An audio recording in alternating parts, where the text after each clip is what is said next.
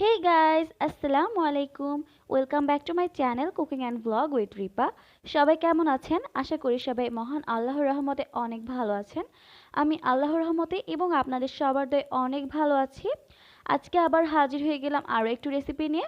আজকে আমি আপনাদেরকে জলপাইয়ের আচার তৈরি করে দেখাবো।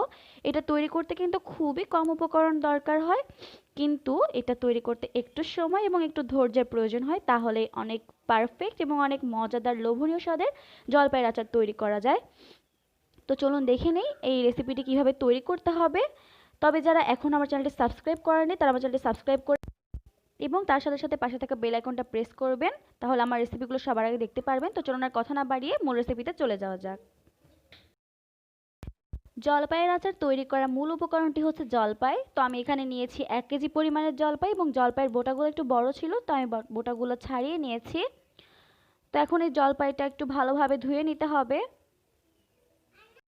ভালোভাবে ধুয়ে আমি প্রেসার কুকারে দিয়ে দিলাম। আমি প্রেসার কুকারে সিদ্ধ করব। আর এখানে দিচ্ছি 1 বাটি পানি, দিয়ে দিচ্ছি স্বাদ মতো লবণ, দিব হাফ চা চামচ হলুদের গুঁড়ো এবং হাফ চা চামচ পরিমাণ লাল মরিচের গুঁড়ো। এবার এটা আমি বসিয়ে দিব এবং 3টা শীষ দিলে এটা সিদ্ধ হয়ে যাবে।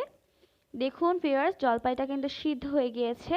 আর আমি কিন্তু এটা আস্তে আস্তেভাবে তৈরি করব না, এটা আপনারা আস্তে রেখেও তৈরি করতে পারবেন। তো আমি এটা সামান্য একটু ভেঙে নিচ্ছি হাত দিয়ে। হাত দিয়ে একটু ভেঙে নিলে এই জলপাইয়ের টেস্টটা কিন্তু অনেক ভালো লাগে। তো আমি একটু হাতে ভেঙে নিচ্ছি, আপনারা আস্তেও রাখতে পারবেন। তো চুলায় একটি কড়াই বসিয়ে আমি তাতে দিয়ে দিচ্ছি 1 কাপ পরিমাণ সরিষার তেল। আমরা সবাই জানি আচার তৈরি করতে সরিষার তেলটাই প্রয়োজন হয়।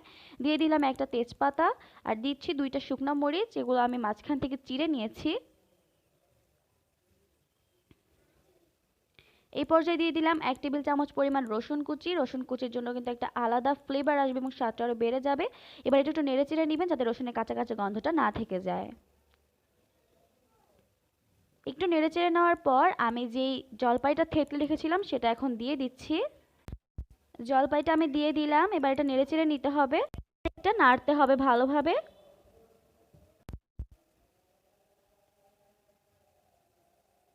ভিউয়ার্স, আমি জলপাইটা দিয়ে দেওয়ার পর একটু নেড়ে চেড়ে নিয়েছি। এই পর্যায়ে দিয়ে দিচ্ছি স্বাদ মতো লবণ। যেহেতু আমি জলপাইগুলো সিদ্ধ করার সময় লবণ দিয়েছি, এই পর্যায়ে কিন্তু লবণটা একটু বুঝে শুনে দিতে হবে। এবার এটা নাড়তে থাকতে হবে।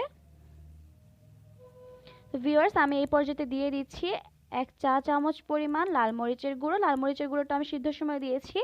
এবার দিয়ে দিচ্ছি 1 কাপ পরিমাণ চিনি। এবার এটা যতক্ষণ পর্যন্ত না ব্রাউন কালারে চলে আসছে ততক্ষণ পর্যন্ত নাড়তে থাকতে হবে। তো ভিউয়ার্স, চুলার আঁচটা মিডিয়ামে রেখে আমি এটা নাড়তে নাড়তে নাড়তে দেখুন এরকম কালার নিয়ে এসেছি। এই পর্যায়ে আমি এতে দিয়ে দিচ্ছি জিরা, ধনিয়া এবং পাঁচফোড়ন একসাথে ব্লেন্ড করে রাখা। আমি এটা ভালো পুরোটা দিয়ে দিলাম।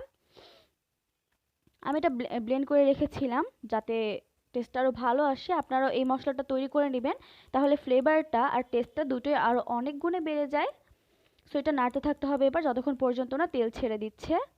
তো দেখুন আমার আচারটা কিন্তু এর মাঝে তেল ছেড়ে দিয়েছে, অর্থাৎ এটা কিন্তু অলমোস্ট রেডি।